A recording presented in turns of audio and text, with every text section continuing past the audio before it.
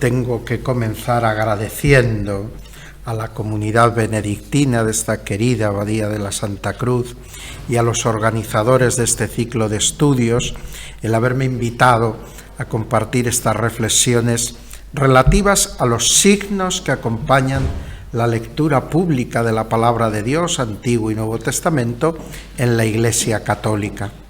Por medio de los signos, en ocasiones con más eficacia que con nuestras explicaciones, tratamos de expresar y dar a conocer dimensiones reales, aunque muchas veces no evidentes, de nuestra vida y de nuestro mundo. Este lenguaje no verbal, aunque sin excluir lo verbal, pues muchas veces se combina con él, tiene una fuerte proyección que yo llamaría artística, queriendo hacer sensible lo inefable. Implica, por lo general, un deseo de conocer la realidad, no solo intelectualmente, sino de un modo más envolvente, con matices éticos y estéticos. En el lenguaje sobre la interioridad, sobre lo más propio del ser humano y sobre Dios, este modo de comunicación se hizo desde tiempos inmemoriales el más apto y preferido por todos. Nosotros aquí nos vamos a ceñir al mundo de los signos cristianos y particularmente a cuantos rodean en la Iglesia la palabra de Dios.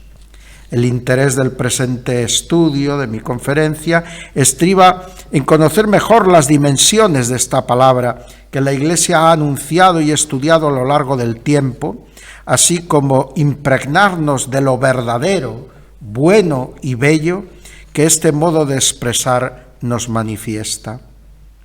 Mas estas líneas introductorias nos exigen también aclarar lo que entendemos por palabra de Dios, aunque aquí parece evidente ante este auditorio ya culto y preparado en estas materias.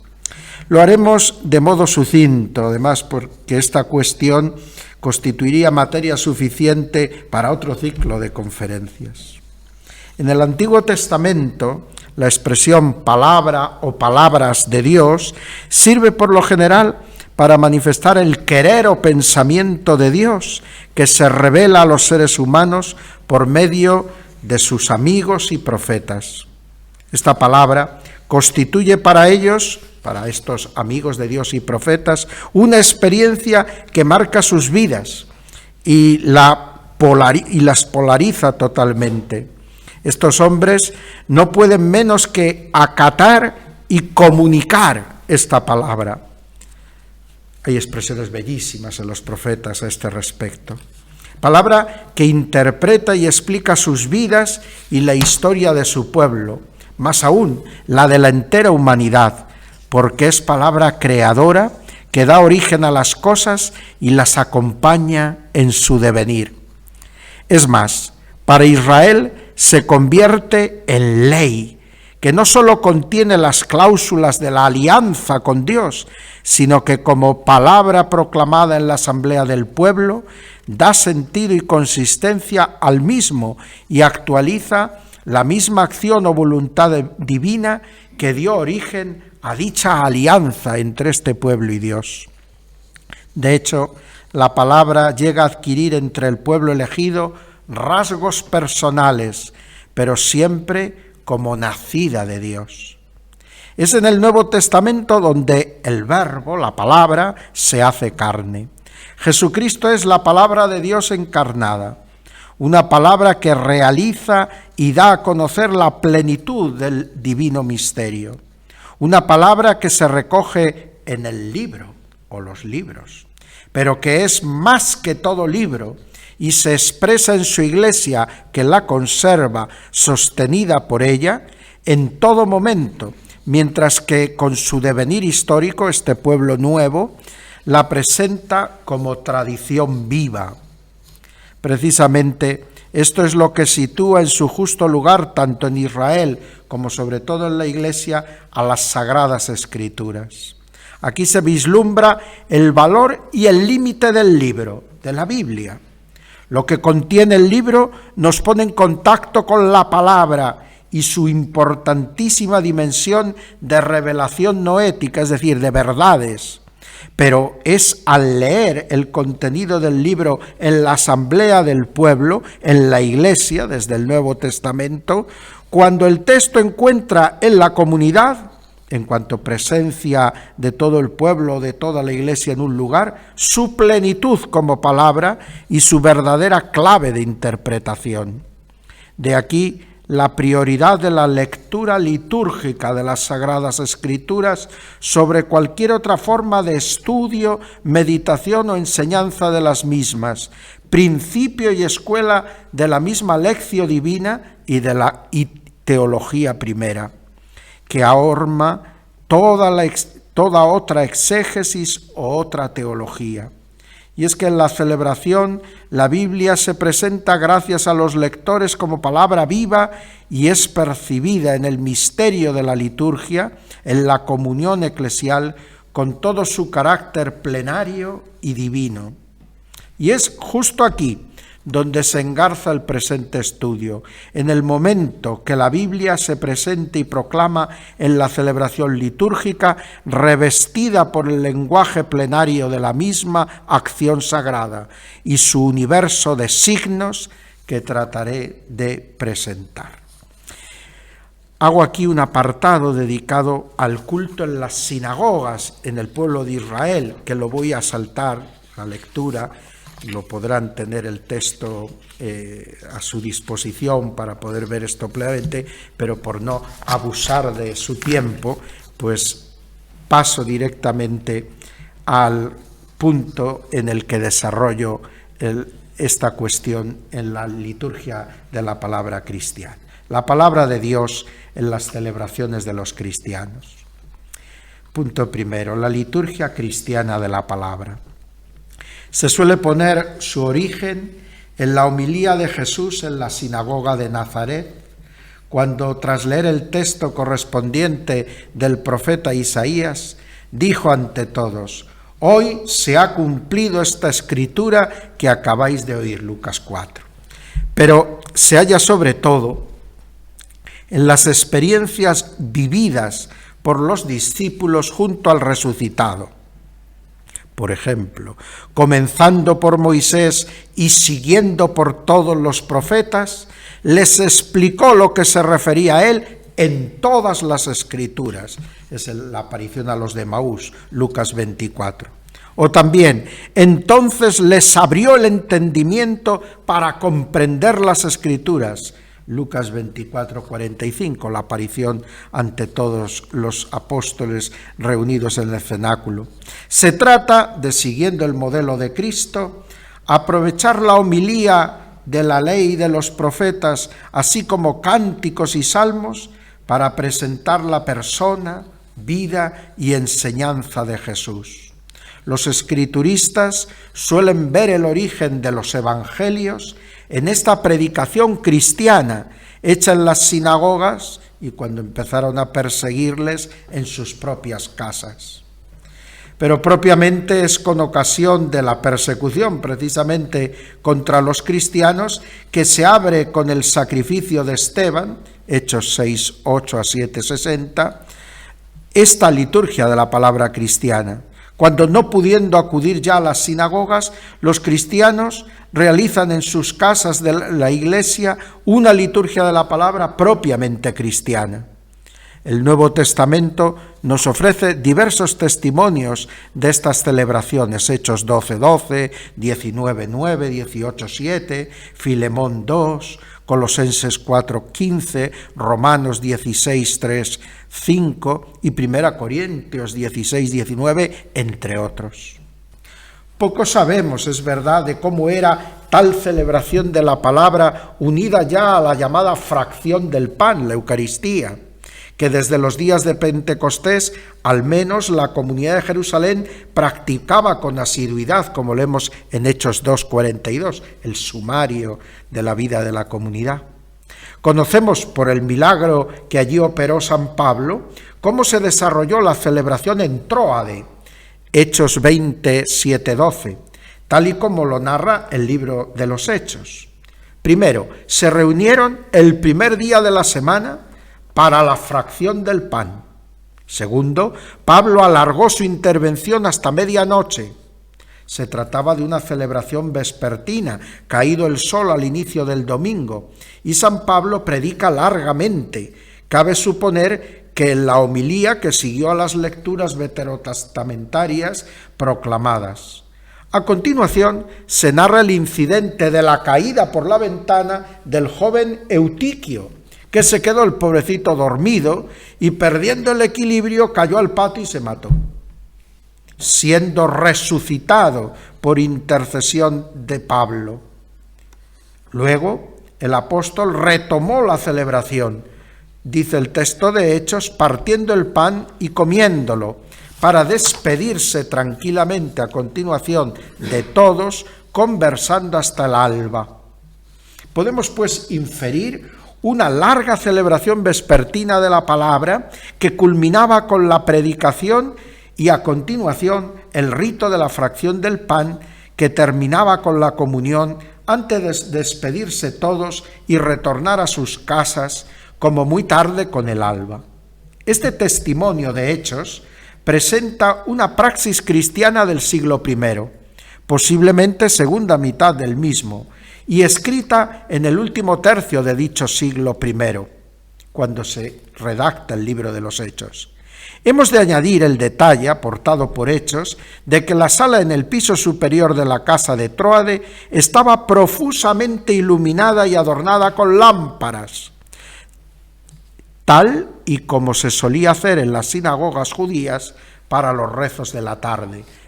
Como nos recuerda el Catecismo, en la segunda mitad del siglo II, sobre el año 155, es decir, unos 100 años más tarde del acontecimiento de Tróade, San Justino, en su apología en defensa de los cristianos ante el emperador Antonino Pío, presenta la celebración cristiana en términos muy parecidos y ya consolidados. Dice Justino: el día que se llama del sol tiene lugar la reunión en un mismo sitio de todos los que habitan en la ciudad o en el campo. Se leen las memorias de los apóstoles y los escritos de los profetas, tanto tiempo como es posible. Cuando el lector ha terminado, el que preside toma la palabra para incitar y exhortar a la imitación de cosas tan bellas. Luego nos levantamos todos juntos y oramos por nosotros y por todos los demás donde quiera que estén, a fin de que seamos hallados justos en nuestra vida y nuestras acciones, y seamos fieles a los mandamientos para alcanzar así la salvación eterna. Cuando termina esa oración, nos besamos unos a otros, el rito de la paz. Luego, sigue Justino, se lleva al que preside a los hermanos pan y una copa de agua y de vino mezclados. El presidente los toma y eleva la alabanza y gloria al Padre del universo por el nombre del Hijo y del Espíritu Santo y da gracias, Eucaristían, largamente porque hayamos sido juzgados dignos de estos dones. Cuando terminan las oraciones y las acciones de gracias, todo el pueblo presente pronuncia una aclamación diciendo «Amén». Cuando el que preside ha hecho la acción de gracias y el pueblo la ha respondido, todos los que entre nosotros se llaman diáconos distribuyen a todos los que están presentes pan, vino y agua eucaristizados y los llevan a los ausentes, la comunión. Aquí ya hemos terminado la lectura de Justino que reproduce el Catecismo de la Iglesia Católica. Aquí ya se leen, junto con los textos del Antiguo Testamento, los escritos que a lo largo del siglo I van configurando el Nuevo Testamento y que van difundiéndose poco a poco entre las comunidades cristianas. No nos dice cómo repartían las lecturas, pero sí que leían los textos del Antiguo y del Nuevo Testamento, tanto como el tiempo se lo permitía, y que luego el que presidía realizaba la homilía. Poco o nada sobre los detalles, pero sí una estructura básica que se ha conservado hasta nuestros días. Aquí podemos reconocer nuestra misa, y que se ha conservado además en todas las tradiciones cristianas, tanto de Oriente como de Occidente. Así podemos concluir este apartado de nuestro estudio presentando el cursus ritual de la liturgia de la palabra en la ordenación general del misal romano actual, con los prenotanda del año 2000 enmendados en el año 2002 y que acompañan a la tercera edición típica enmendada del misal romano del 2008, hoy vigente, aunque en España todavía no tenemos esta edición traducida, está a punto de salir. Liturgia de la palabra.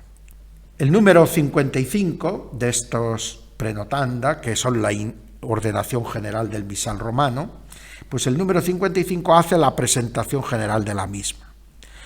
Luego, el número 56 trata del silencio, para expresar la escucha y para acoger la divina palabra, recomendando que se haga al iniciarse la liturgia de la palabra, que se haga tras cada lectura y al final, terminada la homilía. Es decir, como que el silencio, dice la ordenación general del misal romano, debe envolver la proclamación de la palabra de Dios. Importante, esto es un signo para escuchar, para saborear, para interiorizar. Segundo, las lecturas bíblicas son los números 57 a 60. Puede llamar la atención lo genérico de estos números y especialmente el que no digan nada sobre la actual estructuración de las lecturas de la misa romana tras el Vaticano II. Pero es que todo este contenido nos obliga a remitirnos a otro texto del Magisterio de la Iglesia, que son los prenotandos al Ordo Lectionum Missae. O sea que en la ordenación general del misal romano se dice muy poquito de cómo se estructuran hoy en día las lecturas, porque en este otro texto, el Ordo Lectionum Missae, ahí es donde se explica ampliamente. Lo podemos encontrar, ese Ordo Lectionum Missae, al inicio de todos los volúmenes de los leccionarios, tanto de los antiguos como de los que ahora nuevos se están empezando a realizar y difundir. En estos prenotandos del Ordo Lectionum Missae encontramos una descripción general de la liturgia de la palabra, en los números 11 al 31, que coincide con la de los prenotandos del misal. Pero en su segunda parte se hace una detallada descripción de la estructura de la ordenación de las lecturas. Es el capítulo 4, números 58 al 91. Y a continuación, una descripción de la ordenación por tiempos litúrgicos y celebraciones de las lecturas. Es el capítulo 5, con los números del 92 al 110. Así se puede constatar cómo en el actual misal romano los domingos y solemnidades se realizan 3 lecturas y en las fiestas, memorias y ferias 2 lecturas. La primera de 3 tomada principalmente del Antiguo Testamento y en relación con el Evangelio del día. Si se trata solo de 2 lecturas, la primera de ellas alterna entre el Antiguo y el Nuevo Testamento. A la primera lectura sigue siempre un salmo o cántico bíblico para cantar o recitar, normalmente en forma responsorial. La última lectura de las 2 o 3 que se hagan será precedida por el Aleluya o en Cuaresma por un oportuno versículo y será tomada del Evangelio, que ocupa siempre un papel clave en la liturgia de la palabra de los cristianos. Luego habla la ordenación general del misal romano, a la que volvemos, del salmo responsorial. Habla en el número 61. Este sigue a la primera lectura, como hemos visto, y ayuda a entrar a la asamblea en diálogo con Dios, respondiendo a su palabra con palabras inspiradas por Él mismo a los hombres. Por eso no puede ser reemplazado por otro texto no bíblico. Puede ser reemplazado a veces por otro texto, pero de la Biblia, por ejemplo, el Magnificat o otros cánticos de la Sagrada Escritura. y por eso también se prefiere sea cantado o recitado en forma responsorial o al unísono por toda la comunidad, porque así se ve más claro que con este texto la comunidad responde a lo que Dios le ha dicho. No obstante, se prevén algunas excepciones.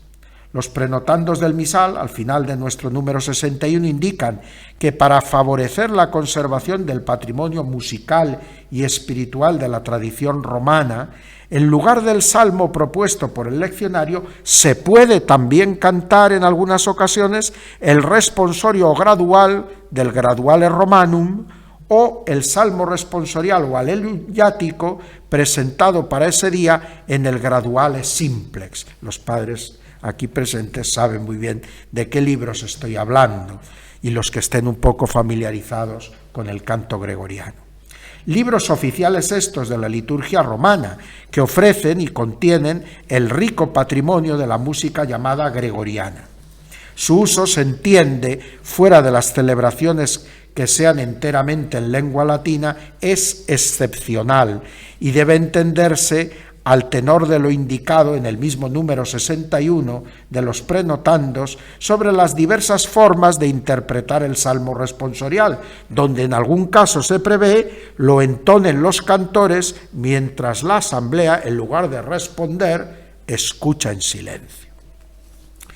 Y pasamos al siguiente punto de la ordenación general del misal romano, que habla, dentro de la liturgia de la palabra, de la aclamación antes del Evangelio. Son los números 62 al 64, que, como se indica en esos números, puede ser el aleluya con su versículo indicado en el leccionario o en el graduale, o un salmo aleluyático.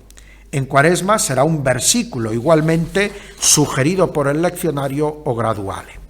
La naturaleza de esta aclamación invita a su modalidad cantada, de tal modo que si no puede ser cantada, de hecho puede omitirse.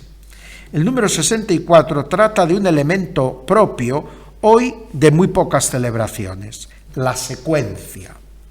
Al situarla aquí, los prenotandos parecen indicar que esta pieza poética se suma, en los casos en que la presentan los leccionarios, a la aclamación a la que preceden como una introducción también al texto evangélico. De hecho, se podría considerar como una monición introductoria, pero hecha de contemplación y poesía. En su momento, estos textos fueron incluso dramatizables.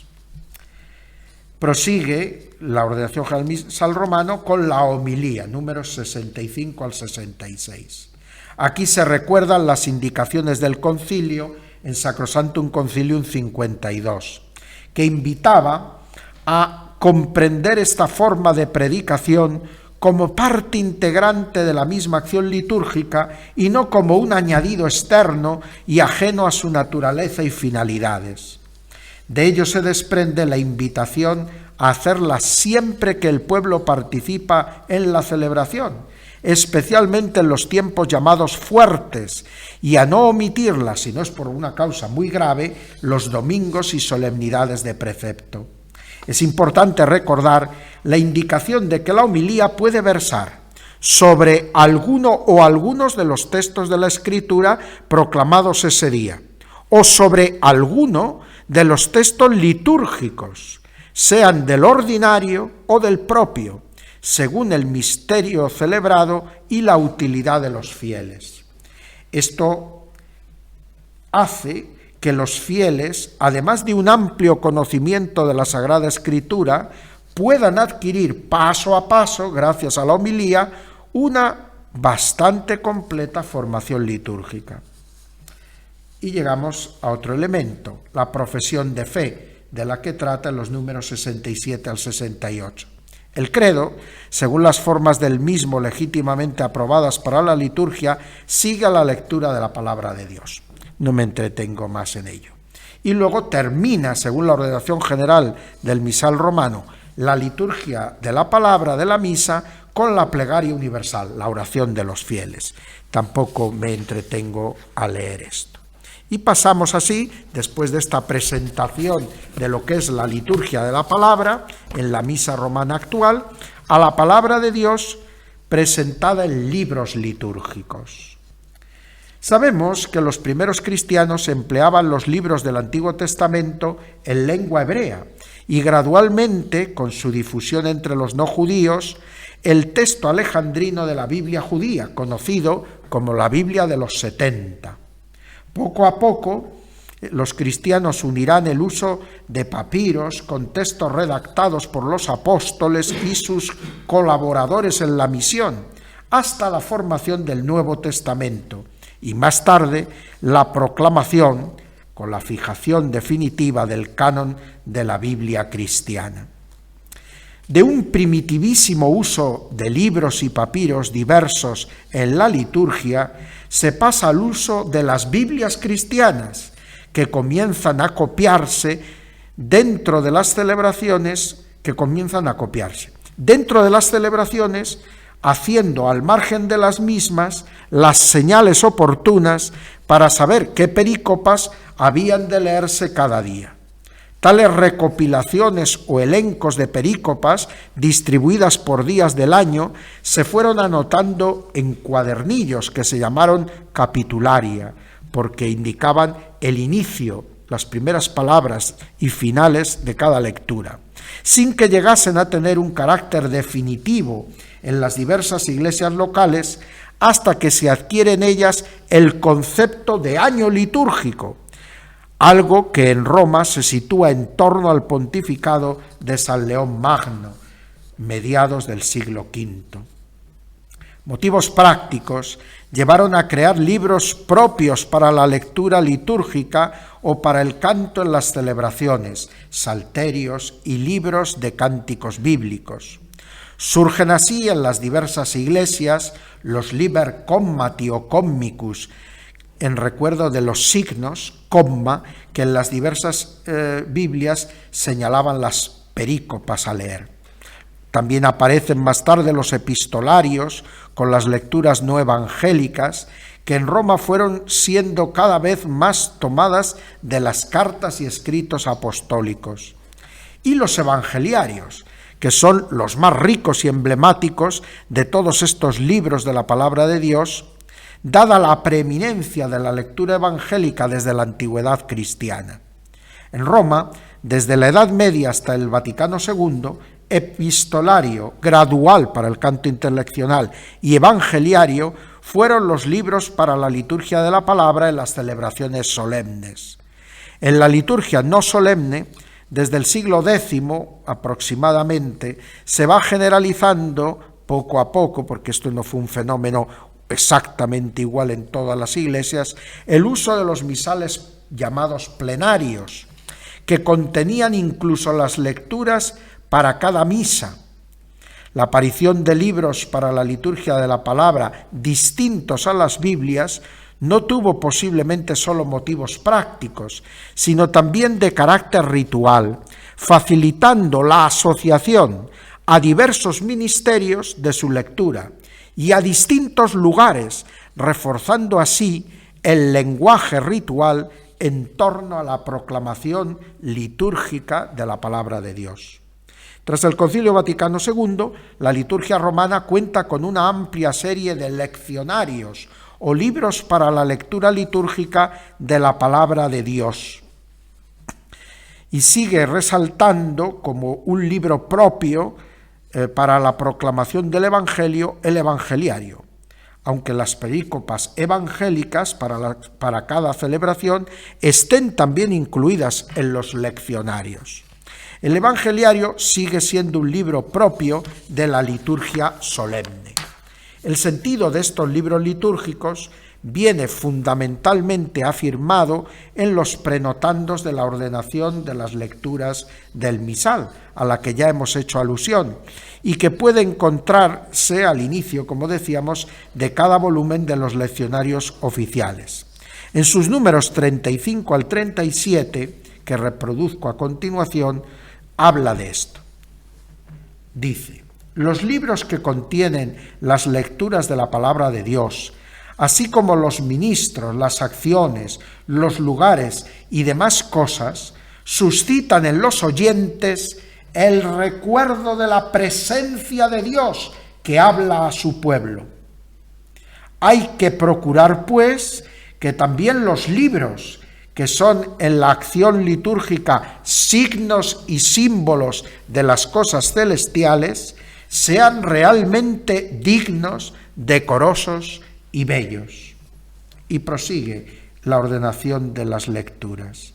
Puesto que la proclamación del Evangelio es siempre el momento culminante de la liturgia de la palabra, la tradición litúrgica, tanto occidental como oriental, ha introducido desde siempre alguna distinción entre los libros de las lecturas. En efecto, el libro de los Evangelios era elaborado con el máximo interés, era adornado y gozaba de una veneración superior a la de los demás leccionarios. Es por lo tanto muy conveniente que también en nuestro tiempo, por lo menos en las catedrales y en las parroquias e iglesias más importantes y frecuentadas, se disponga de un evangeliario bellamente adornado, distinto de los otros leccionarios. Con razón se entrega este libro al diácono en su ordenación y se coloca y sostiene sobre la cabeza del elegido en la ordenación episcopal. Finalmente, así concluye la ordenación de las lecturas, los leccionarios que se utilizan en la celebración por la dignidad que exige la palabra de Dios no deben ser sustituidos por otros subsidios de orden pastoral.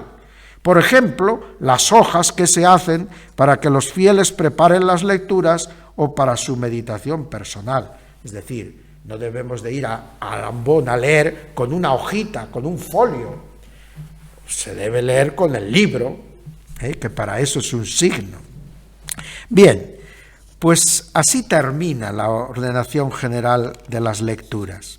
Se ve claramente cómo el empleo de libros específicos y de su uso exclusivo para proclamar la palabra de Dios en las celebraciones litúrgicas refuerza el vínculo de dicha proclamación de la palabra con la ministerialidad de sus respectivos lectores, y todo ello sirve para hacer más patente el carácter de actualización e inmediatez que la acción sagrada ofrece a la palabra escrita en el libro.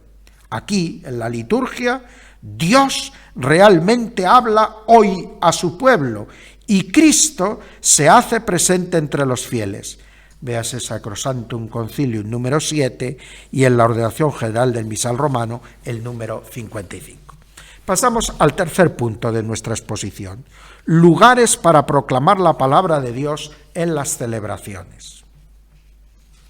Ya vimos cómo en Israel, si hubiéramos leído esa parte, lo habríamos visto, me perdonan el que lo haya saltado, cómo en Israel la palabra era proclamada desde una tarima elevada, de modo que el lector no solo fuese mejor escuchado, sino también visto por todos, convertido en un signo de Dios que habla a su pueblo.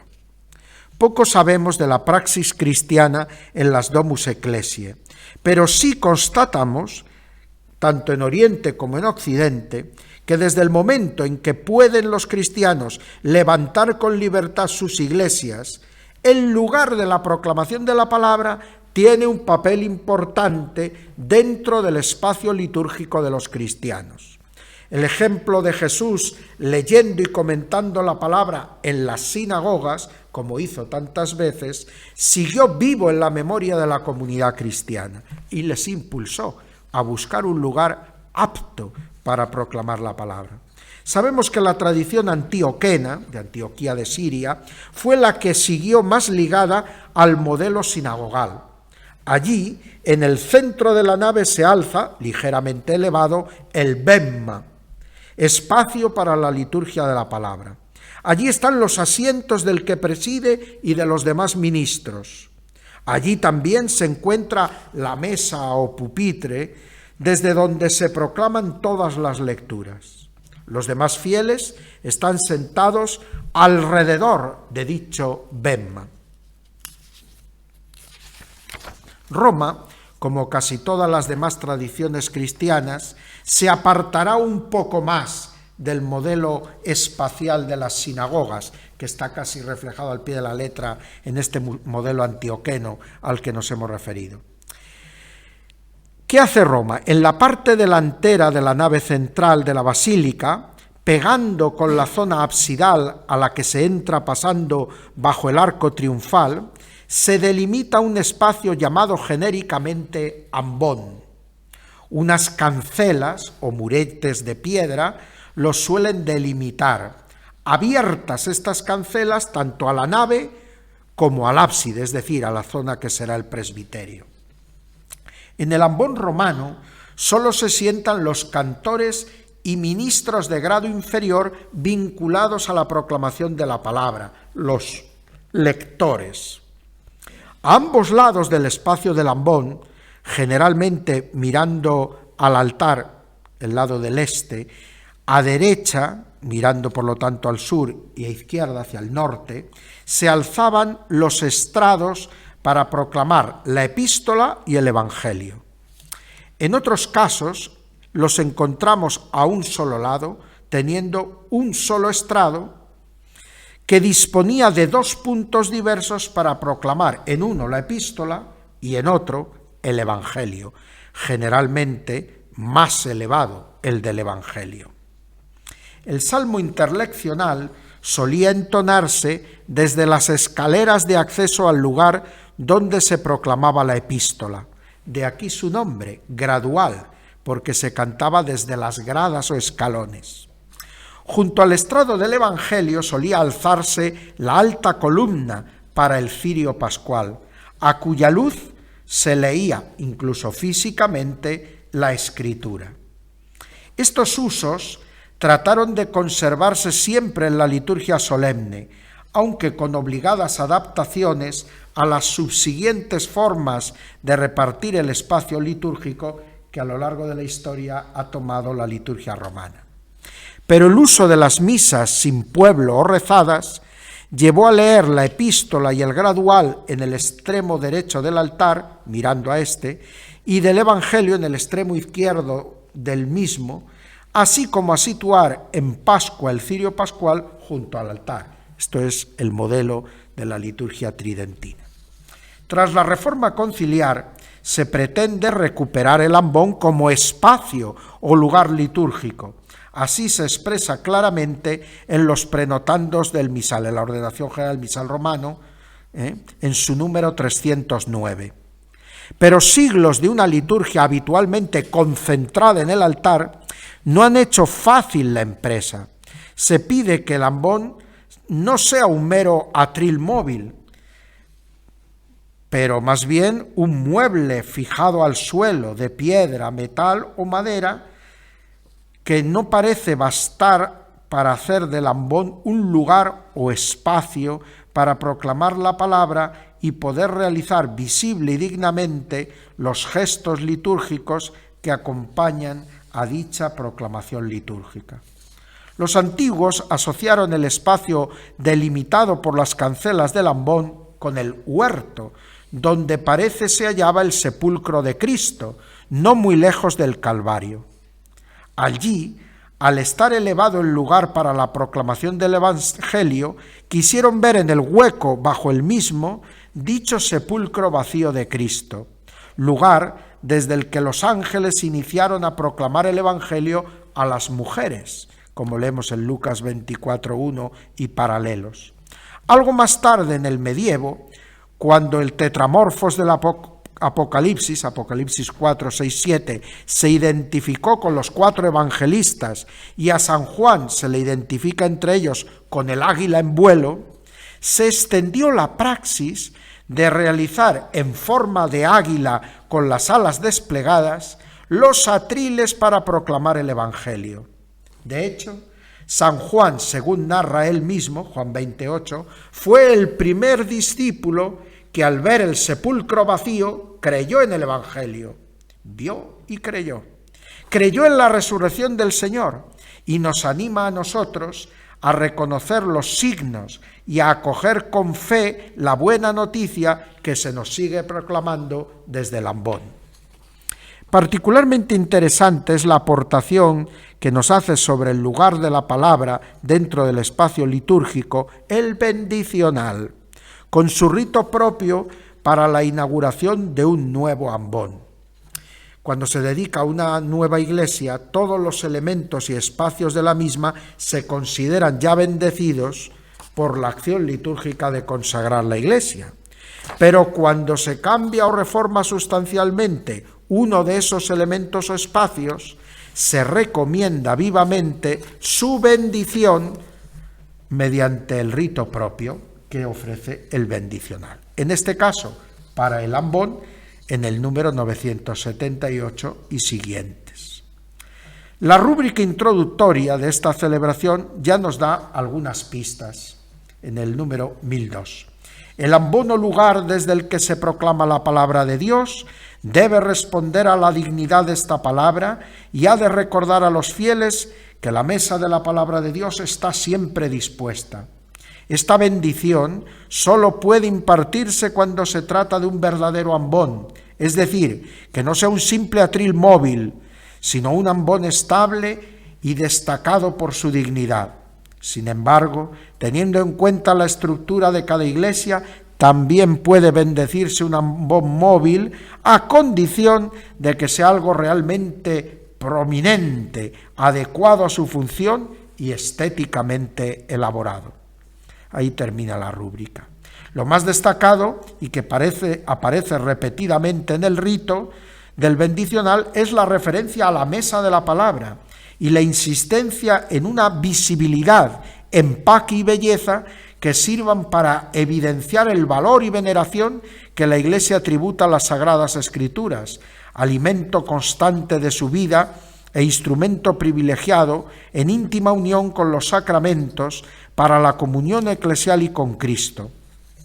A su vez, la oración propiamente de bendición dirá: «Oh Dios, que te has dignado llamar a los hombres a salir de la tiniebla y a entrar en tu luz maravillosa. Es justo que te demos gracias, porque nunca dejas de saciarnos con el sabroso alimento de tu palabra, y porque siempre que nos reunimos en esta iglesia, nos recuerdas y aclaras las maravillas de tu revelación. Te pedimos, Señor, que en este lugar la voz de tu Hijo llegue siempre a nuestros oídos y que, dóciles a las inspiraciones del Espíritu Santo, no nos limitemos a escuchar tu palabra, sino que la llevemos con decisión a la práctica. Que en este lugar los que proclaman tu palabra nos enseñen el camino de la vida, para que nosotros, recorriéndolo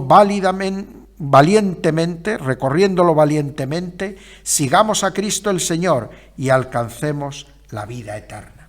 Es bonita y expresiva esta oración. La comento un poco a continuación, pero me lo salto porque voy ya muy mal de tiempo. Siguiente. Además del espacio, la consideración de los ministerios al servicio de la proclamación de la palabra de Dios. Todo el que lee la palabra en las celebraciones litúrgicas realiza un ministerio, sirve a Cristo y a su Iglesia. Desde época muy antigua hubo varones que fueron instituidos para ejercer dicho ministerio de modo estable y cooperando en el dar a conocer los tesoros de la palabra de Dios de modos muy diversos en la vida de la comunidad. Con el paso del tiempo, el ministerio fue considerado cada vez más exclusivamente como un paso previo a recibir las sagradas órdenes y se consideró una de las llamadas órdenes menores. Pero poco más adelante, la proclamación de la epístola quedó reservada a los llamados subdiáconos, tal y como el proclamar el Evangelio fue algo propio de las órdenes mayores, diáconos, presbíteros y obispos. Los diáconos eran asemejados a menudo con los ángeles, servidores de Dios y sus mensajeros. El que un ministro revestido de sus ornamentos sea quien realiza en la liturgia de la palabra la lectura, pone en evidencia que es el mismo Dios quien hoy nos habla. Quien lee ha sido instituido para ello. Lo hace en nombre de Dios y de su Iglesia, y la gradualidad paralela entre ministerios, órdenes y lecturas, las epístolas y los evangelios, evidencia tanto el deseo de hacer visible que Dios habla a su pueblo, como que existe una jerarquía entre las lecturas que crea entre ellas dependencias y relaciones exegéticas, las tipológicas y la preeminencia cristológica del Evangelio. Además, los lectores son muchas veces bendecidos antes de hacer cada día su lectura. En la liturgia de Milán todos, en la de Roma solo los diáconos o los presbíteros que van a leer el Evangelio si preside el obispo. Esta bendición insiste en el carácter ministerial del leer o proclamar la Sagrada Escritura. Un lector presta su boca y su voz a Dios, para que éste hable hoy a su pueblo. Hoy en la liturgia romana se concede que hombres y mujeres no instituidos como lectores, pero con cualidades y preparación para ejercer tal servicio litúrgico, puedan leer los textos no evangélicos. El Evangelio sigue reservándose a diáconos, presbíteros y obispos. Además, se ha recuperado el ministerio de lector para aquellos fieles varones que no se encaminan al sacerdocio, aunque para los que se preparan al orden sigue siendo obligatorio pasar antes por el lectorado instituido, para que con su gracia adquieran un más profundo conocimiento y afecto de las Sagradas Escrituras, como dice el Código de Derecho Canónico. Los diáconos están muy particularmente ligados al servicio de proclamar el Evangelio. Se les ha identificado con los ángeles que comenzaron a anunciar la buena nueva de la resurrección desde el sepulcro vacío el día de Pascua. Los presbíteros, todos previamente ordenados diáconos, ejercen este ministerio cuando no hay diáconos. Los diáconos, proclamando el Evangelio, visibilizan también a Cristo, ángel de Dios, en cuanto enviado por el Padre, mensajero del Padre. El Cristo enviado en la encarnación, y más aún, ya encarnado y tras pasar por su Pascua, enviado a confirmar la fe en la resurrección y la vida eterna de sus discípulos, el Cristo resucitado. Las túnicas festivas propias de los diáconos han de recordarnos los vestidos de los ángeles de la resurrección y las vestiduras del Cristo transfigurado y glorioso. La oración de institución de los lectores o la plegaria de consagración de los diáconos, y en el caso de estos últimos, la fórmula que acompaña a la entrega del evangeliario o leccionario, nos orientan también a la hora de afirmar el nexo entre estos ministerios y el hacer ver que en la liturgia Dios mismo habla hoy a su pueblo. Omito lo que explico a continuación para llegar al punto quinto: procesiones y gestos litúrgicos que se relacionan con los libros de la palabra de Dios. Dividiré este apartado de mi exposición entre gestos y procesiones relativas a la palabra en general, o las lecturas que no son del Evangelio, y las mucho más numerosas que hacen referencia al Evangelio, dada su particular identificación con Cristo y su centralidad en el cuerpo de los libros inspirados por Dios. Signos generales. Es en el ritual de la dedicación de iglesias, al inicio de la liturgia de la palabra, cuando el obispo, de pie y con la mitra puesta, toma el leccionario, lo muestra al pueblo y dice: resuene siempre en esta casa la palabra de Dios, para que conozcáis el misterio de Cristo y se realice vuestra salvación dentro de la iglesia. Y todos responden: amén. En la bendición de un nuevo ambón, como ya vimos anteriormente, se recoge también esta misma fórmula, pero pronunciada en ese caso por el celebrante, que puede ser un sacerdote, al iniciar las lecturas de la misa o liturgia de la palabra, dentro de la cual se bendecirá el nuevo ambón. Estas palabras dichas entregando el leccionario al primer lector constituyen un reclamo fuerte a la atención de toda la comunidad sobre la importancia de la palabra y la esperanza que han de poner en su escucha filial y obediencial. Cuando se leen las perícopas del Antiguo o del Nuevo Testamento, que constituyen las lecturas que preceden al Evangelio, al terminar, el lector en el rito romano, lanza una gozosa exclamación llena de fe: palabra de Dios. Y la asamblea toda, en un clima de fe y acción de gracias, consciente gradualmente del don recibido, responde: te alabamos, Señor.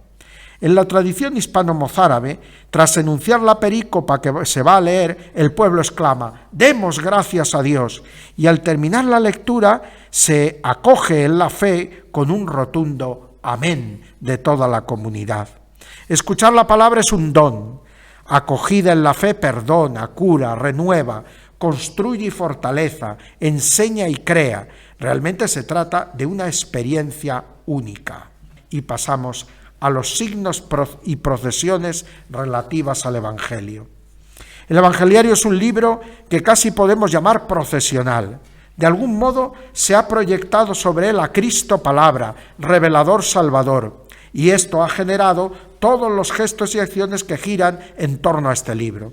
Su tamaño, su belleza, la dignidad con la que es llevado y tratado, todo indica que sobre él se proyecta la veneración a Cristo, Maestro y Pastor, que con su palabra no deja de iluminar, alimentar y guiar al pueblo. Ya en la procesión de entrada de la misa solemne, el diácono o presbítero que lleva el evangeliario sigue al turíbulo y la cruz, rodeado por las velas ardientes de los ceroferarios, y precede a las filas de los diáconos y concelebrantes, así como al que preside la celebración, presbítero u obispo. Si los que han recibido la ordenación representan a Cristo que reúne y constituye a su pueblo, lo hacen ligados a su cruz y a su palabra. Cruz y evangeliario forman con obispo, presbíteros y diáconos un signo único de Cristo esposo que convoca y constituye su iglesia en esta procesión de entrada. Cuando llega cada año la Pascua, el signo del evangeliario, fortaleciendo el del ministerio, resulta muy elocuente. El domingo de Ramos en la Pasión del Señor, tras la bendición de dichos ramos, la procesión que inicia la Semana Santa ve nuevamente al evangeliario tras la cruz, rodeado de luces, guiar la procesión memorial de la entrada en Jerusalén. Y hemos de pensar que representa más a Cristo que el propio obispo, que va con una palma en la mano. Por lo tanto, si lleva una palma el obispo no es Cristo. Es uno más que va aclamando, como los apóstoles, al Cristo que entra. Más bien, el evangeliario es el que representa a Cristo. El Viernes Santo, con la solemne proclamación de la Pasión según San Juan, el evangeliario se cierra para ya no abrirse hasta la noche santa de Pascua. Este detalle hoy puede pasar casi desapercibido. Desde el final de la lectura de la Pasión, el viernes, cerca de la hora de nona, hasta la alborada del domingo en la misa de la Vigilia Pascual, el evangeliario queda cerrado como los labios de Cristo, como el Señor en su sepultura. Aún hoy en Oriente, la sepultura del Señor en la liturgia se representa colocando el evangeliario cerrado y cubierto por un paño fúnebre sobre una especie de catafalco. En Occidente es muy posible que antiguamente fuese también así, bajo el estrado del evangelio en el ambón, lugar de la sepultura de Cristo, donde fuese guardado hasta la Vigilia Pascual el evangeliario cerrado.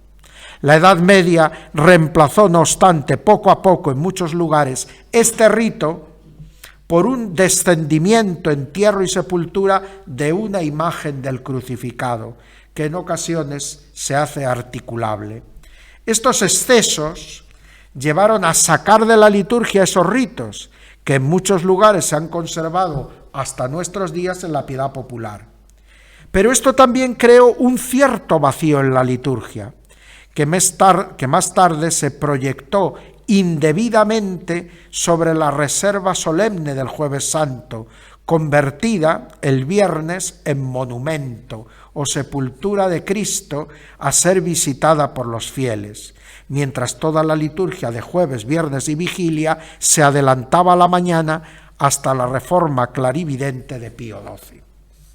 Nos ha quedado en la Vigilia Pascual un eco lejano emparentado también con la antigua liturgia de Jerusalén, de este uso simbólico del evangeliario cerrado. El diácono, tras anunciar solemnemente la vuelta del Aleluya, tras su ausencia a lo largo de toda la Cuaresma, va a proclamar el Evangelio de la Resurrección, mientras el Aleluya es entonado por 3 veces, cada vez con más fuerza, como saliendo de las profundidades de la tierra, como saliendo del sepulcro, para ser anunciado a todos junto al cirio pascual. Así lo establece el ceremonial de los obispos en el número 352.